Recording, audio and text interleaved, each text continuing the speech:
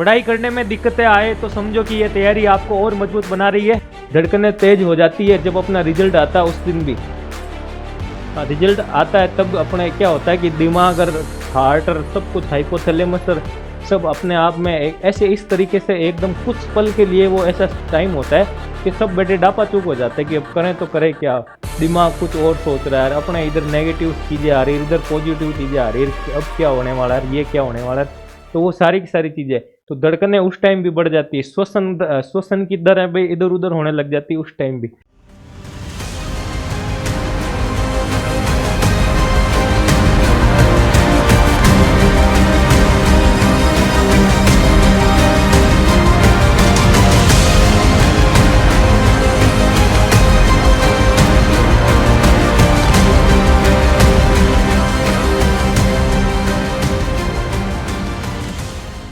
Hello बच्चों, कैसे हो आप सभी का मैं ऑनलाइन सारथी यूट्यूब चैनल पर हार्दिक स्वागत करता हूं, अभिनंदन। और मैं आपके बीच राम सैनी, जो आपके साथ डेली की तरह हमेशा की तरह सामान्य विज्ञान की क्लास लेके आया हूं। और बच्चों, आज का जो टॉपिक अपना रहने वाला है वो है श्वसन तंत्र, जिसको अपन रेस्पिरेटरी सिस्टम कहते हैं।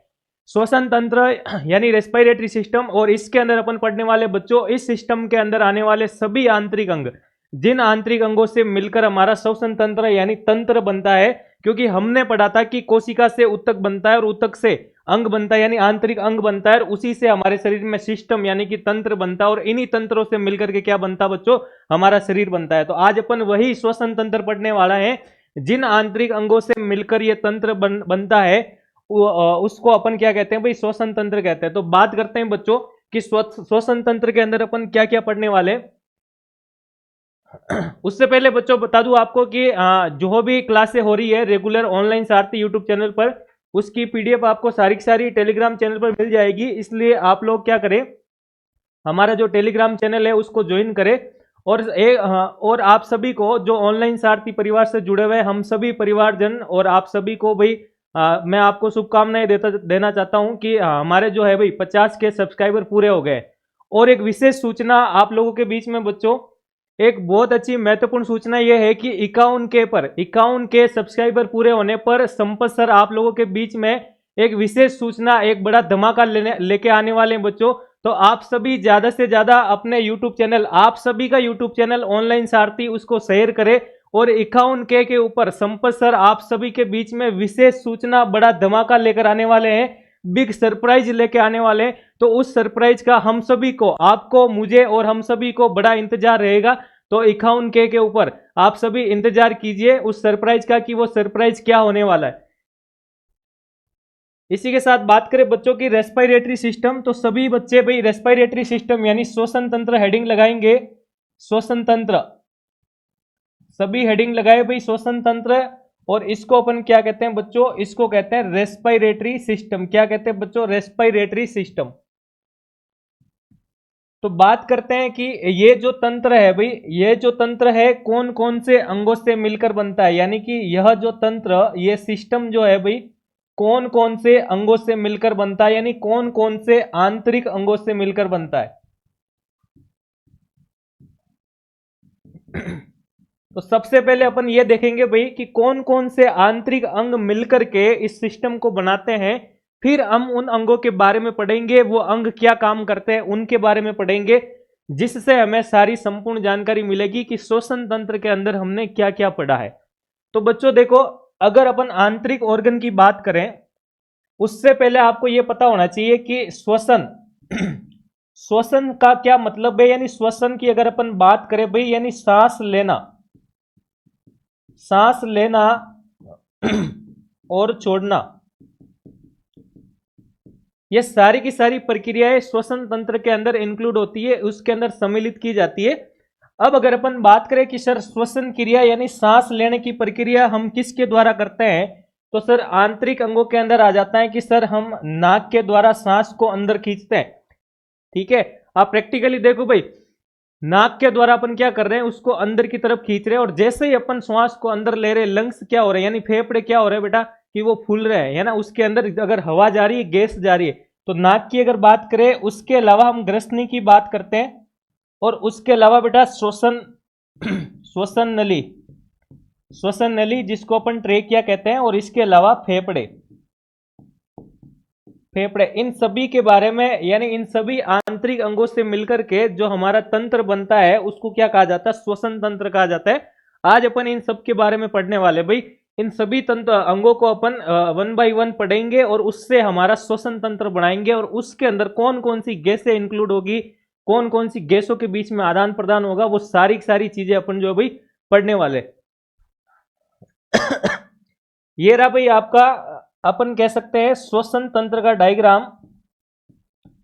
श्वसन तंत्र, ये जो चित्र दिखाई दे रहा है बेटा श्वसन तंत्र है, और इसके अंदर हमने कहा था कि नाक के द्वारा हम क्या करते हैं सर, हम जो गैस यानी हवा है बाहर के एनवायरनमेंट में जो हवा है उसको अंदर की तरफ लेते हैं, और उसके बाद ग्रसनी को हमने पढ़ा था अभी कि आंतरिक अंग जो ग्रसनी आ जाती है, और उसके बाद नीचे यहाँ पे जो आपको दिखाई दे रहा है बेटा वो श्वसन नली है।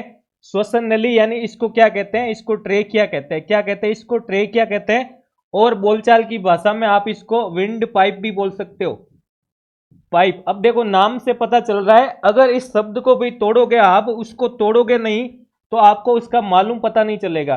तो विंड को सर हम हवा कहते ही हैं, ठीक है, और पाइप का मतलब एक पाइप के समान, इस पाइप के समान स्ट्रक्चर है, पाइप के समान एक संरचना है। इसी पाइप के अंदर से जो भाई ये हवा यानी ये गैस जो ये श्वास है भाई अंदर से होकर के नीचे अपने फेफड़ों तक पहुंचती है। तो देखो भाई बात कर रहे हैं अगर अपन, जैसे हम अपने घरों में क्या करते हैं भाई कि घर में अपन क्या करते हैं, अपना जो टांका बना होता है पानी का, उसमें क्या कर रहे हैं कि मोटर की सहायता से अपने जो पानी की टंकी होती है टॉप फ्लोर पर उसमें पानी चढ़ाते हैं। तो अपन क्या करते हैं, एक मीडिएटर का यूज करते हैं, यानी वो सर मोटर आती है इलेक्ट्रिकल मोटर, वो टांके से क्या कर रहा है पानी को ऊपर पहुंचा रहा है। अब अपन क्या कर रहे हैं यहाँ पे कि सर नाक की सहायता से जो बाहर का एनवायरमेंट है इसके अंदर जो भी गैसें हैं, यानी कि हम जो श्वास ले रहे हैं ऑक्सीजन को अंदर ले रहे हैं, उसको हम कहाँ पहुंचा रहे हैं कि हमारे फेफड़ों के अंदर पहुंचा रहे हैं। कहाँ पहुंचा रहे हैं? फेफड़ों के अंदर। अगर ये नाक नहीं होता, ठीक है ना, तो हम इस गैसों को अंदर नहीं ले पाते, और अंदर अगर इससे कनेक्ट नहीं होती ग्रसनी, उसके बाद श्वसन नली, तो फेफड़ों तक ये जो गैस है भाई ऑक्सीजन ये पहुंच ही नहीं पाती। इसके बाद बात करें बच्चों ट्रेकिया के बाद देखो ये जो बड़े बड़े आपको पिंक कलर का स्ट्रक्चर दिखाई दे रहा है भाई, ये अपने क्या है? ये है सर फेफड़े। क्या है भाई? ये है फेफड़े आ जाते हैं। तो इन सभी आंतरिक अंगों से मिलकर के जो तंत्र बनता है उसको क्या कहा जाता है? उसी को कहा जाता है सर श्वसन तंत्र। इसी को श्वसन तंत्र कहा जाता है। अब अपन बात करते हैं श्वसन तंत्र।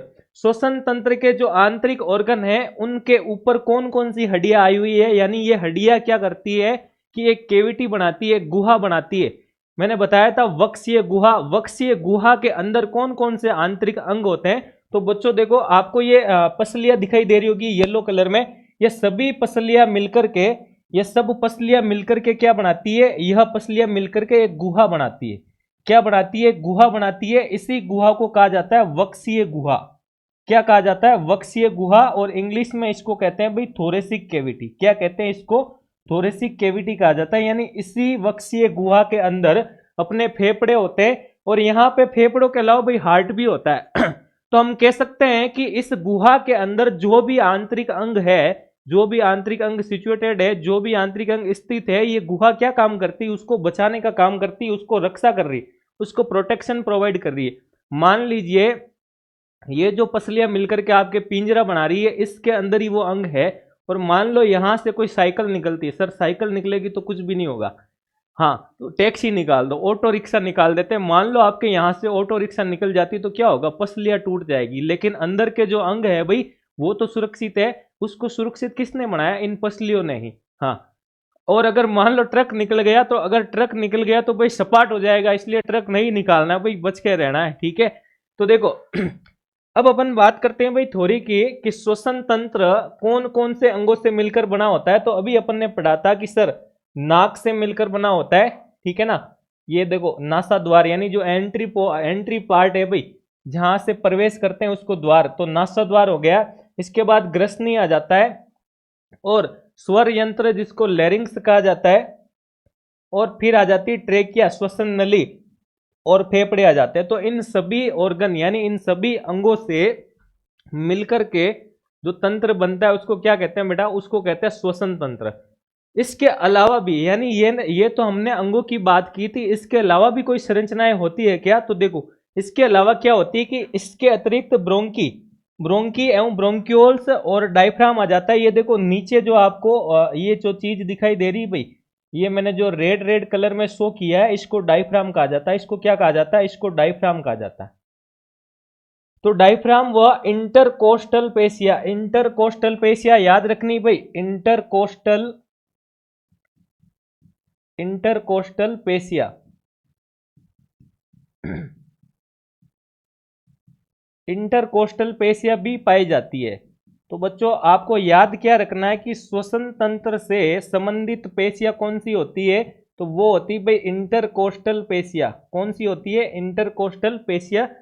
तो आपको याद क्या क्या रखना है सर? आंतरिक ऑर्गन तो आ गए, आंतरिक अंग तो आ गए, उसके अलावा हम ब्रोंकाई रखेंगे, ब्रोंक्यूल्स रखेंगे, डायफ्राम रखेंगे, और जो पेशिया यानी इंटरकोस्टल पेशिया है उन सबको याद रखेंगे।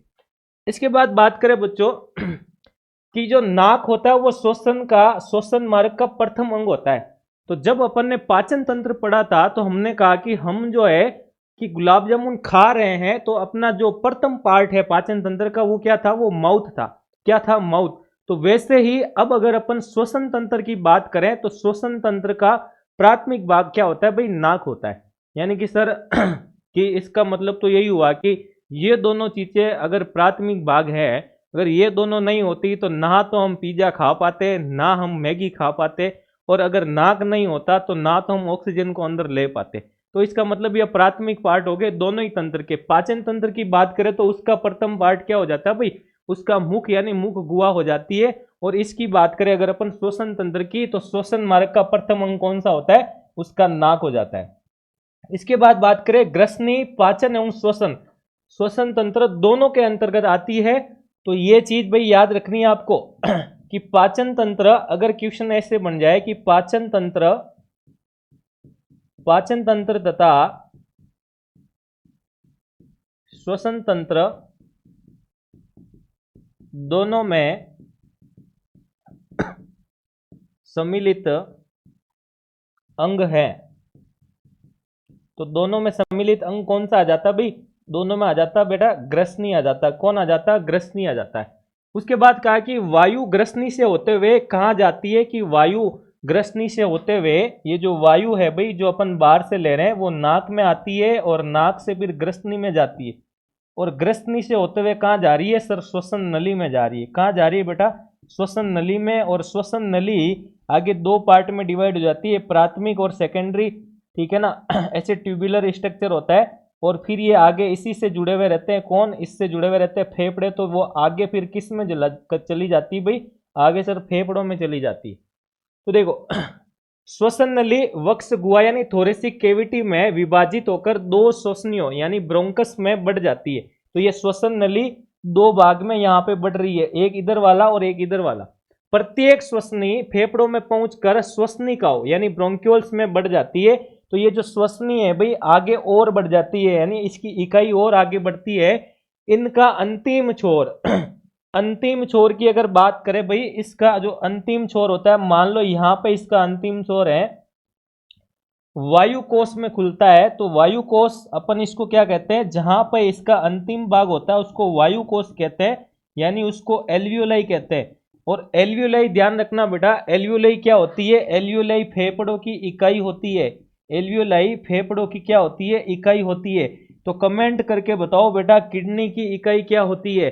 किडनी की इकाई क्या होती है? न्यूरॉन, न्यूरॉन होती है, नेफ्रॉन होती है, या क्या होती है? कमेंट करके बताओ।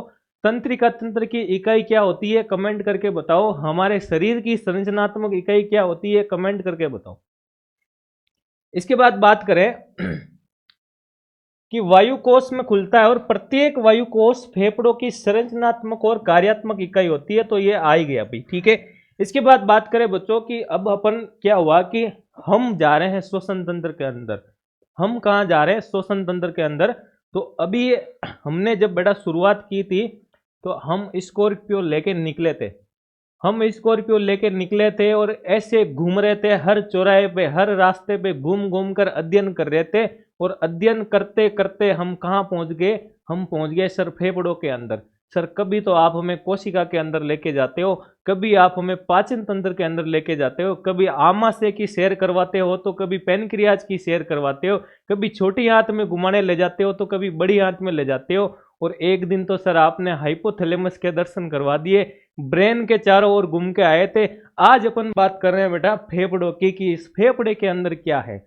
तो अपन ने क्या क्या देख लिया, कौन कौन से ऑर्गन देख लिए, मेरे साथ साथ कौन कौन घुमा भाई, कौन कौन आंतरिक अंगों के अंदर मेरे साथ साथ चलाता अंगुली पकड़ के। तो कमेंट करके बताओ भाई कौन कौन से आंतरिक अंग जो अभी तक हमने पढ़ लिए हैं, इतने सारे सिस्टम, इतने सारे तंत्र जो हम पढ़ के आए हैं, उसमें कौन कौन से आंतरिक अंगों को हमने पढ़ लिया है और कौन कौन से पढ़ने बाकी है, कमेंट करके बताओ भाई। तो प्यारे बच्चों बात करते हैं अपन फेफड़े की। सर हम फेफड़े के अंदर आ गए हैं, फेफड़ा क्या हमारा स्वागत करेगा? जैसे आमाशय ने स्वागत किया था कि सर आते ही उसने हमको कहा कि लो जी जठर रस लीजिए। आप लीवर के पास गए तो उन्होंने कहा बाइल जूस पीजिए तो क्या ये भी हमारा स्वागत करेगा? तो देखो भाई ये स्वागत किस प्रकार करता है कि वक्ष गुहा में दोनों तरफ एक एक स्पंजी गुलाबी और लगभग शंकुआकार क्या पाया जाता है? फेफड़ा पाया जाता है। अभी मैं आपको फेफड़े के दर्शन कराऊंगा भाई कि लगभग एक एक फेफड़ा और कैसा होता है? शंकुआकार होता है। बाह्य फेफड़े की अवतली खांच को हृदयी खांच यानी कार्डियक नोच, लेफ्ट साइड वाले में क्या पाई जाती है? नोच पाई जाती है, खांच पाई जाती है, खांचा पाया जाता है भाई। क्यों पाया जाता है? क्योंकि लेफ्ट साइड में क्या होता है? हमारा हार्ट होता है सर, हमारा दिल होता है बहुत इंपॉर्टेंट पार्ट होता है। पढ़ेंगे अपन हार्ट के बारे में, बहुत जल्द पढ़ने वाले हैं भाई। हार्ट के अंदर भी जाएंगे, हार्ट के अंदर जाके देखेंगे कि ये दिल जो है क्यों इधर उधर भटकता रहता है, उसके बारे में भी पढ़ेंगे। इसके बाद देखो कि फेफड़ों तक अशुद्ध रक्त यानी डीऑक्सीजनेटेड ब्लड, अशुद्ध रक्त की बात करें बेटा, अशुद्ध रक्त कौन सा होगा? जिसके अंदर ऑक्सीजन नहीं होती है। जिसके अंदर ऑक्सीजन नहीं होती तो सर क्या है कि इसको अपन CO2 रक्त कह सकते हैं। हाँ, डीऑक्सीजनेटेड ब्लड कौन लेकर आती है? तो फुफ्फुस धमनी यानी कि पल्मोनरी आर्टरी द्वारा पहुंचाया जाता है। तो फेफड़ों तक अशुद्ध रक्त कौन लेकर आता है? क्वेश्चन ऐसा आ गया कि फेफड़ों तक अशुद्ध रक्त किसके द्वारा पहुंचाया जाता है? किसके द्वारा पहुंचाया जाता है? ठीक है, तो फुफ्फुसीय धमनी आ जाएगा। यह मानव शरीर की एकमात्र धमनी है जिसमें अशुद्ध रक्त बहता है। इसके बाद कह रहे हैं कि शुद्ध रक्त यानी फेफड़ों द्वारा शुद्ध किया हुआ रक्त ऑक्सीजनेटेड ब्लड जो है यानी फुफ्फुस सिरा पल्मोनरी वेंस की बात करें तो द्वारा हृदय के बाह्य आलिंद यानी लेफ्ट एट्रियम में पहुंचाया जाता है। यह मानव शरीर का एकमात्र सिरा यानी यह मानव शरीर की एकमात्र ऐसी सिरा ऐसी वेंस है जिसके अंदर क्या होता है? शुद्ध रक्त बहता है। हाँ तो भाई फेफड़ों द्वारा जो शुद्ध किया हुआ रक्त है वो फुफ्फुस सिरा के द्वारा हृदय के बाह्य आलिंद में पहुंचाया जाता है। कहाँ पहुंचाया जाता है? हृदय के बाह्य आलिंद में पहुंचाया जाता है। और ये मानव शरीर का एकमात्र सिरा है जिसमें क्या बहता है बच्चों? इसमें शुद्ध रक्त बहता है। इसके बाद हमने अभी कहा कि हमने श्वसन तंत्र के डायग्राम में देखा बेटा, क्या देखा कि डायफ्राम जो होता है यानी कि ये क्या होता है? ये स्तनधारियों का मूलभूत लक्षण होता है। क्या होता है? मूलभूत लक्षण होता है। तो क्वेश्चन अगर ऐसे आ जाए ऑब्जेक्टिव में कि स्तनधारियों का मूलभूत लक्षण होता है और नीचे उसमें ऑप्शन में आपको दे रखा होता है कि डायफ्राम की उपस्थिति, तो वहां पे आपको क्या करना है? डायफ्राम वाले ऑप्शन के ऊपर टिक लगाना। इसके बाद देखो अभी हमने जो बात की थी कि भाई फेफड़े होते हैं यानी ये दोनों फेफड़ों की हमने बात की थी, ये दो फेफड़े होते हैं भाई, ठीक है। इसके अलावा हमने कहा कि इसके जो अंतिम सिरे पे यानी कि क्या पाई जाती है कि अंतिम सिरे पे हमने कहा कि कूपिकाएं पाई जाती है जिसको अपन क्या कहते हैं? एल्वियोलाई कहते हैं। और ये एल्वियोलाई क्या होती है? तो ये हमने कहा कि ये सर फेफड़ों की संरचनात्मक इकाई होती है। क्या होती है? फेफड़ों की संरचनात्मक इकाई होती है। अब देखो बात करें भाई कि एल्यूलाई के बारे में, और एल्यूलाई क्या करता है कि ये एल्यूलाई गैसों के आदान प्रदान की जगह होती है। यहाँ पे क्या होता है बेटा? यहाँ पे गैसों का आदान प्रदान होता है ना, गैसों का विनिमय होता है। अभी अपन बात करेंगे क्योंकि क्वेश्चन यहाँ से भी आता है कि गैसों के आदान प्रदान के स्थान को कहा जाता है या फिर ऐसे पूछ ले कि फेफड़ों की संरचनात्मक इकाई होती है, और 4 ऑप्शन दे दिया आपको। इसके बाद देखो इसके बाद अपन बात करते हैं श्वसन के बारे में कि श्वसन होता क्या है। तो देखो श्वसन जो होता है एक महत्वपूर्ण प्रक्रिया है। श्वसन एक महत्वपूर्ण प्रक्रिया है जिसमें क्या होता है भाई, जिसमें ऊर्जा का उत्पादन होता है। क्या होता है? ऊर्जा का उत्पादन होता है। और इस प्रक्रिया में सामान्य स्थितियों में ग्लूकोज का ऑक्सीजन की उपस्थिति में क्या होता है? ऑक्सीकरण होता है। क्या होता है? ऑक्सीकरण। तो देखो ये इसमें दिया हुआ भाई ग्लूकोज, और ग्लूकोज का क्या कह रहे हैं कि ग्लूकोज का ऑक्सीजन की उपस्थिति में क्या हो रहा है? ऑक्सीकरण हो रहा है। और ऑक्सीकरण हो रहा है तो इसने कहा कि क्या निकलती है? ऊर्जा का उत्पादन होता है। ठीक है जी। ये यहाँ पे ऑक्सीजन और CO2 के बीच में एरो तथा यहाँ से क्या निकलती है? यहाँ से ऊर्जा विमुक्त होती है। इसी कारण ग्लूकोज को क्या कहते हैं? ग्लूकोज को कोशिकीय ईंधन कहा जाता है। क्या कहा जाता है? ग्लूकोज को कोशिकीय ईंधन कहा जाता है। तो 3 चीजें अभी तक याद रखनी है कि एक तो आ गई बच्चों कि ऊर्जा का उत्पादन, श्वसन की प्रक्रिया में ऊर्जा का उत्पादन होता है। दूसरा आपको याद रखना है कि यहाँ पे ग्लूकोज और ऑक्सीजन के साथ ऑक्सीकरण की क्रिया होती है। और तीसरा आपको क्या याद रखना है कि ग्लूकोज को क्या कहते हैं? ग्लूकोज को कोशिकीय ईंधन कहा जाता है। क्वेश्चन ऐसे ही छोटे छोटे बनने भाई, क्वेश्चन ऐसे ही बनने कि कोशिकीय ईंधन निम्न में से किसे कहा जाता है? तो ग्लूकोज को कहा जाता है। किसको कहा जाता है? ग्लूकोज को। श्वसन की प्रक्रिया जीव जंतुओं तथा पेड़ पौधों सभी में समान रूप से होती है। तो होती है भाई क्योंकि इस श्वसन के बिना तो कोई मतलब भी नहीं है। ऑक्सीजन हमें नहीं मिलेगी तो कोई मतलब नहीं है, सार नहीं है, क्योंकि सर्वाइव करना है तो अपने को श्वसन क्रिया करनी पड़ेगी। इसके बाद आ रहा है कि इसको अपन निम्न समीकरण के द्वारा व्यक्त करते हैं। समीकरण क्या है कि जब ग्लूकोज ऑक्सीजन के साथ क्या करता है? उसका ऑक्सीकरण होता है तो वहां से CO2 जल और ऊर्जा का क्या होता है? उत्पादन होता है। ऊर्जा का उत्पादन होता है। तो यहाँ से 3 चीजें इंपॉर्टेंट निकली है। एक तो आपको याद रखना है कि श्वसन की प्रक्रिया में ऊर्जा का उत्पादन होता है, और दूसरा यहाँ पे जो प्रक्रिया हो रही है ग्लूकोज और ऑक्सीजन के साथ, वहां पे ऑक्सीकरण हो रहा है। और तीसरा आपको ये याद रखना है कि कोशिकीय ईंधन किसको कहा जाता है? ग्लूकोज को कहा जाता है। इसके बाद देखो इसके बाद अगर अपन बात करें तो कि वातावरण से ली गई वायु में 21% क्या होती है? ऑक्सीजन होती है। 21% क्या होती है बेटा? 21% होती है ऑक्सीजन।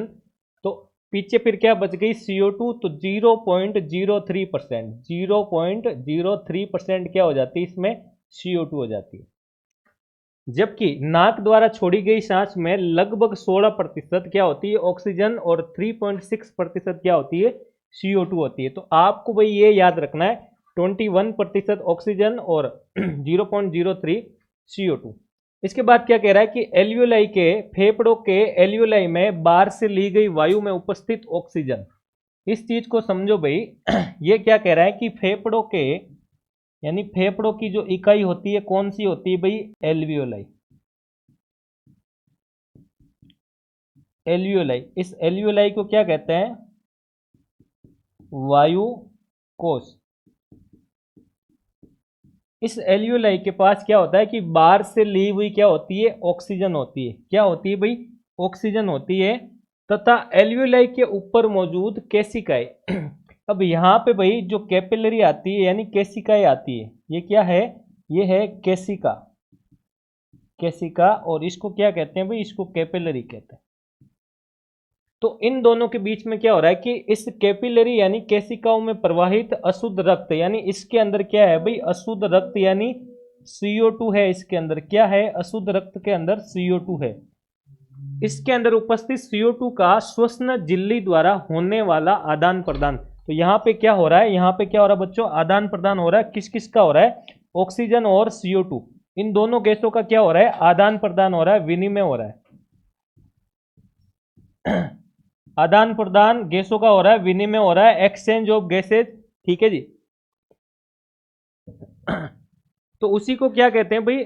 उसी को ये कह रहे हैं अपन कि एल्वियोलाई के अंदर क्या हो रहा है कि गैसों का आदान प्रदान हो रहा है। तो मेन इंपॉर्टेंट चीज आपकी यही निकल के आ रही बच्चों कि एल्यूलाई जो फेफड़ों की संरचनात्मक इकाई होती है वहां पर क्या हो रहा है, गैसों का आदान प्रदान होता है। और क्वेश्चन ऐसा आ गया कि श्वसन तंत्र में गैसों का विनिमय या आदान प्रदान होता है। और 4 ऑप्शन दे दिए और वहां पे अपने को दे रखा है एल्वियोलाई। क्या दे रखा है, एल्वियोलाई। तो अपना आंसर क्या हो जाएगा बेटा, एल्वियोलाई हो जाएगा। इसके बाद देखो यहाँ पे एक चीज और दे रखी है इंपॉर्टेंट, क्या दे रखी है कि गैसों का विनिमय जो होता है वो किस विधि के द्वारा होता है, विसरण विधि के द्वारा होता है। ये याद रखना भाई, इसको स्टार लगा लेना कि किस विधि के द्वारा गैसों का विनिमय होता है। तो अपन कह सकते हैं इसमें कि विसरण विधि के द्वारा होता है।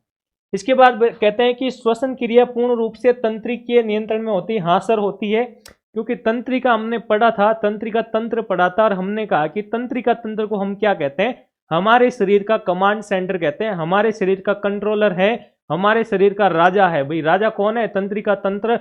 हम सब तो यानी बाकी वाले तंत्र तो है भाई क्या है, उसकी प्रजा है। और उन सारी की सारी प्रजा पर यानी जो पीछे बचे हुए तंत्र हैं उसके ऊपर कौन कंट्रोल कर रहा है, उसके ऊपर शासन कर रहा है, ये कौन कर रहा है, राजा बन के कौन शासन कर रहा है, तंत्रिका तंत्र कर रहा है। याद रखना भाई। तो श्वसन क्रिया भी पूर्ण रूप से तंत्रिकीय नियंत्रण में होती है। कि सर ऐसे तो फिर आपने कह दिया कि सांस भी हम उसकी तंत्रिका तंत्र के कहने पर ले रहे हैं, तो भाई उसी का कंट्रोल है सारा का सारा, याद रखना है। अब बात करते हैं बच्चों ऑक्सीजन के परिवहन के बारे में, यानी ट्रांसपोर्टेशन ऑफ ऑक्सीजन। परिवहन का मतलब होता है बच्चों एक जगह से दूसरी जगह पे पहुंचना। हम परिवहन करते हैं ना, लोक परिवहन वाली बसों में करते हैं, रोडवेज वाली बसों में करते हैं, सर ट्रेन में भी करते हैं, अपनी साइकिल से भी करते हैं, गाड़ी से भी करते हैं। एक जगह से दूसरी जगह पे जाते हैं, उसी को क्या कहते हैं, परिवहन कहते हैं। तो देखो हीमोग्लोबिन ऑक्सीजन के साथ मिलकर एक अस्थायी यौगिक बनाता है। क्या बनाता है भाई, अस्थायी यौगिक बनाता है। हमने कहा कि ये रहा हीमोग्लोबिन और किसके साथ मिल रहा है, ऑक्सीजन के साथ। तो यहाँ पे जो यौगिक बना है उसको हमने कहा कि सर ये क्या है, ये अस्थायी यौगिक है। क्या है बेटा, अस्थायी यौगिक। और इस अस्थायी यौगिक को क्या कहते हैं कि इसको कहा sir oxy haemoglobin, oxy haemoglobin. तो देखो भाई हमने कहा कि हीमोग्लोबिन और ऑक्सीजन दोनों आपस में मिल जाते हैं तो क्या बन जाता है, ऑक्सी हीमोग्लोबिन। और मनुष्य में श्वसन रंजक कौन होता है, तो सर हीमोग्लोबिन होता है श्वसन रंजक। अगर क्वेश्चन ऐसे आ जाए भाई कि मनुष्य में निम्न में से श्वसन रंजक होता है, श्वसन रंजक होता है। और 4 ऑप्शन दे दिया, ए में दे दिया कैल्शियम, बी में दे दिया मैग्नीशियम, सी में दे दिया HB, डी में दे दिया आपको पोटेशियम। तो अपना क्या हो जाएगा बेटा, हीमोग्लोबिन हो जाएगा। कि हीमोग्लोबिन क्या होता है, श्वसन रंजक होता है, रेस्पिरेटरी पिगमेंट होता है। ठीक है जी, याद रखना आपको। फिर आता है कि डीऑक्सीजनेटेड हीमोग्लोबिन, यानी कि जो अशुद्ध रक्त है उसका रंग कैसा होता है, उसका रंग बैंगनी होता है। जबकि ऑक्सी हीमोग्लोबिन यानी कि जिसका रंग शुद्ध रक्त जो होता है उसका रंग क्या होता है, चमकदार लाल होता है। तो ये याद रखना है। यही कारण है कि ऑक्सीकृत अर्थात ऑक्सी हीमोग्लोबिन युक्त शुद्ध रक्त कैसा होता है बेटा, चमकीला लाल होता है। और अशुद्ध रक्त कैसा होता है, बैंगनी रंग का होता है। इसके बाद देखो ये लाइन भी इंपॉर्टेंट है भाई कि एक सामान्य व्यक्ति में हीमोग्लोबिन की मात्रा कितनी होती है, तो 15 ग्राम होती है। भाई याद रखना एक सामान्य व्यक्ति में, यानी सामान्य व्यक्ति अपन सब सामान्य ही है, तो अपने अंदर हीमोग्लोबिन की मात्रा कितनी होनी चाहिए, 15 ग्राम। अब देखो भाई बात करते हैं अपन ऊंचाई और श्वसन के बारे में। हाँ ऊंचाई की बात करें कि सर ऊंचाई पे तो अब अपन जाने वाले हैं, ऊंचाई पे जाने वाले हैं, बुलंदियों को छूने वाले हैं, मेहनत हम कर ही रहे हैं, हौसला हमारे अंदर खूब है। अब किसका डर है, कोई डर हमें सता नहीं रहा है बिल्कुल। और जब ऑनलाइन सारथी परिवार का साथ है तो बिल्कुल कुछ घबराने की आवश्यकता नहीं है। सर अब ऊंचाई पे जाने की बारी आ गई। लेकिन बेटा ऊंचाई को अपन यहाँ पे श्वसन के साथ कोरिलेट करने वाले हैं। श्वसन और ऊंचाई का क्या संबंध होता है, क्वेश्चन आता है भाई, क्वेश्चन आता है, पुराने पेपर्स उठा के देखना, ऊंचाई और श्वसन का उनसे संबंधित कोई ना कोई क्वेश्चन जरूर मिलेगा। कि जैसे जैसे हम ऊंचाई पर जाते हैं कि सर सब जगह पे घूम लिया, सब कुछ कर लिया, अब अपनी स्कॉर्पियो को कहाँ चढ़ा रहे हैं भाई, ऊंचाई पे चढ़ा रहे हैं, पहाड़ पे चढ़ा रहे हैं। है, माउंट आबू के ऊपर चढ़ा रहे हैं, उसी का रास्ता ऊंचा होता है ना, तो अब उस ऊंचाई पर चढ़ा रहे हैं तो क्या होता है देखो कि जैसे जैसे हम ऊंचाई पर जाते हैं हवा का घनत्व तथा ऑक्सीजन की मात्रा क्या होती है, घटती जाती है भाई। जैसे जैसे अपन भी कभी कभार क्या करते हैं, जैसे अगर अपनी क्लास जो है भाई टॉप फ्लोर पे है, थर्ड फ्लोर पे है, फोर्थ फ्लोर पे है, ऊपर चढ़ते हैं सीढ़ियों के माध्यम से, तो अपन सांस फूलने लग जाती है। क्यों लगने लग जाती है ऐसा? क्योंकि ऑक्सीजन की मात्रा क्या होती है, कम होती है, अपनी सांस फूलती है, घबराहट भी होती है, ठीक है। इस कारण रक्त में ऑक्सीजन की कमी हो जाती है। क्या हो जाता है भाई, रक्त के अंदर जो भाई ब्लड है, इस ब्लड के अंदर क्या हो रहा है, O2 की कमी हो रही है। क्या हो रहा है, O2 की कमी हो रही है। और रक्त के अंदर जब O2 की कमी हो जाती है तो इसको कहा जाता है बेटा हाइपोक्सिया कहा जाता है। इसको क्या कहा जाता है, इसको हाइपोक्सिया कहा जाता है, इसको हाइपोक्सिया कहा जाता है। तो ये एक डिजीज है भाई, एक बीमारी है ये, और मानव रोग अपने सिलेबस में है बेटा, तो घबराने की आवश्यकता नहीं है। मैं मानव रोग, जितने भी रोग बीमारियां आपके सिलेबस में है, अपन एक डिजीज सीरीज चलाएंगे, बढ़िया तरीके से उन सबको तैयार करेंगे। इसके बाद बात करें कि और क्या होता है ऊंचाई पर, तो ऊंचाई पर रक्त में ऑक्सीजन की मात्रा को आवश्यक स्तर पर लाने के लिए शरीर में आरबीसी का क्या होता है, उत्पादन बढ़ जाता है। और रक्त में आरबीसी की संख्या बढ़ जाती है तो साथ ही शोषण दर भी क्या हो जाती है, तीव्र हो जाती है। तो हमने कहा कि आरबीसी की संख्या क्या हो रही है, बढ़ रही है। आरबीसी की संख्या क्या हो रही है बेटा, बढ़ रही है। और साथ साथ हमने कहा कि श्वसन दर, रेस्पिरेटरी रेट जो होती है वो भी क्या हो रही है, तीव्र यानी बढ़ रही है। तो ऊंचाई पे जाने पर क्या क्या चीजें हो रही है, तो सबसे पहले आपको याद रखना है कि ऊंचाई पर जाते हैं तो हवा का घनत्व और ऑक्सीजन की मात्रा घट जाती है। एक तो हवा का घनत्व और ऑक्सीजन की मात्रा घट जाती है। दूसरा हमें कहना है कि इसी को क्या कहते हैं अपन, हाइपोक्सिया। और तीसरा हम कह सकते हैं कि आरबीसी की संख्या, ये आरबीसी की संख्या क्या होती है, बढ़ जाती है, यानी आरबीसी का उत्पादन जो होता है बढ़ जाता है। और इसी के साथ ही क्या हो रहा है, श्वसन दर भी क्या हो जाती है, तीव्र हो जाती है। ये चार चीजें आपको ध्यान रखना है। इसके बाद बात करें कि रक्त में ऑक्सीजन की सांद्रता में कमी आने से क्या होना है, श्वसन की गति बढ़ जाती है, हम बिल्कुल स्पीडली सांस लेने लग जाते हैं। तो ये सारी की सारी प्रक्रिया कब होने वाली बच्चों, जब अपन ऊंचाई पर जाएंगे। हाँ, धड़कनें तेज हो जाती है जब अपना रिजल्ट आता है उस दिन भी। हाँ, रिजल्ट आता है तब अपने क्या होता है कि दिमाग और हार्ट और सब कुछ, हाइपोथैलेमस और सब अपने आप में ऐसे इस तरीके से एकदम कुछ पल के लिए वो ऐसा टाइम होता है कि सब बेटे डापा चूक हो जाते हैं कि अब करें तो करें क्या। दिमाग कुछ और सोच रहा है, अपने इधर नेगेटिव चीज़ें आ रही है, इधर पॉजिटिव चीज़ें आ रही है कि अब क्या होने वाला है, ये क्या होने वाला है। तो वो सारी की सारी चीज़ें, तो धड़कनें उस टाइम भी बढ़ जाती है, श्वसन श्वसन की दर है भाई इधर उधर होने लग जाती है उस टाइम भी। तो कुछ नहीं बेटा, मेहनत करेंगे, पढ़ाई करेंगे ईमानदारी के साथ, अनुशासन के साथ, तो सब कुछ सही होगा। माँ बाप के सपने पूरे करेंगे। और जब अपने साथ भगवान का साथ भी है तो अपने को कोई नहीं रोक सकता। और ईमानदारी से मेहनत कर रहे हैं, पढ़ाई कर रहे हैं, दिन रात एक कर रहे हैं, तो सिलेक्शन श्योर होने वाला है। ऊंचाई पर सर जाने वाले हैं, और ऊंचाई पर जाने के बाद भी श्वसन दर को भी मुट्ठी में करेंगे, कंट्रोल करेंगे। जो ब्रेन हमारा हमें कंट्रोल कर रहा है, उस ब्रेन के ऊपर भी कंट्रोल पाएंगे जब अपने पास क्या होगी, नौकरी होगी। ठीक है जी। तो ये था भाई अपना श्वसन तंत्र। और मोटे तौर पे अगर अपन बात करें भाई कि यहाँ पे अपन ने क्या क्या चीजें पढ़ी है, तो सबसे पहले हमने पढ़ा था कि श्वसन तंत्र जो है, श्वसन तंत्र के यानी श्वसन तंत्र में सम्मिलित, श्वसन तंत्र में सम्मिलित आंतरिक अंगों के बारे में। तो आपको ये पता होना चाहिए श्वसन तंत्र में कौन कौन से आंतरिक अंग आ जाते हैं। इसके अलावा आपको श्वसन तंत्र में और क्या पता होना चाहिए, तो आपको फेफड़ों के बारे में, यानी फेफड़ों की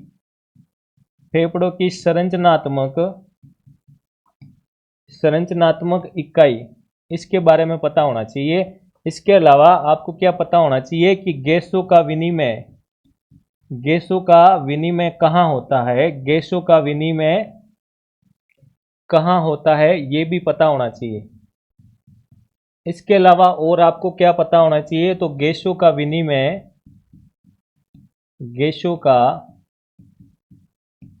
विनिमय किस विधि के द्वारा होता है, किस विधि के द्वारा होता है। इसके अलावा आपको फुफ्फुसीय फुफ्फुसीय धमनी तथा फुफ्फुसीय शिरा के बारे में पता होना चाहिए। फुफ्फुसीय शिरा के बारे में पता होना चाहिए। इसके अलावा क्या पता होना चाहिए, तो इसके अलावा आपको श्वसन रंजक, जिसको हमने कहा था रेस्पिरेटरी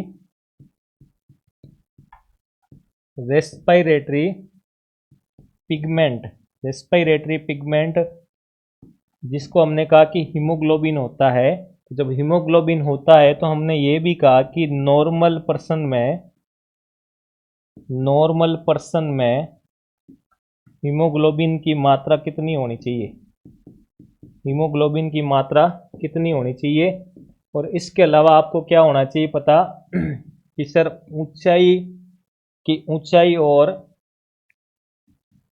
ऊंचाई तथा श्वसन में संबंध, ऊंचाई तथा श्वसन में संबंध, यानी ऊंचाई पर जाने पर श्वसन तंत्र पर क्या प्रभाव पड़ता है। तो इतने सारे क्वेश्चन जो है भाई इंपॉर्टेंट बनते हैं यहाँ से, और इन सब के आंसर आपको पता होना चाहिए। और जो भी मेरा वीडियो पहली बार देख रहा है भाई, ठीक है ना, सामान्य विज्ञान की पशु परिचर के लिए सारी क्लासें आपको प्ले लिस्ट में मिल जाएगी। अच्छे से देखिए, अच्छे से पढ़ाई कीजिए, और अभी आप थोड़ी की क्लासें लीजिए। मैं बहुत जल्द आप लोगों के सामने MCQ क्वेश्चन लेके आऊँगा बहुत शानदार तरीके से। जो NCERT की वन लाइनर, बिल्कुल छोटी छोटी लाइनों से क्वेश्चन बनते हैं, तड़कदार धमाकेदार क्वेश्चन बनते हैं वो कंसेप्ट के साथ में, तो उन सबको सॉल्व कराने वाला हूँ। ठीक है जी, थैंक यू सो मच।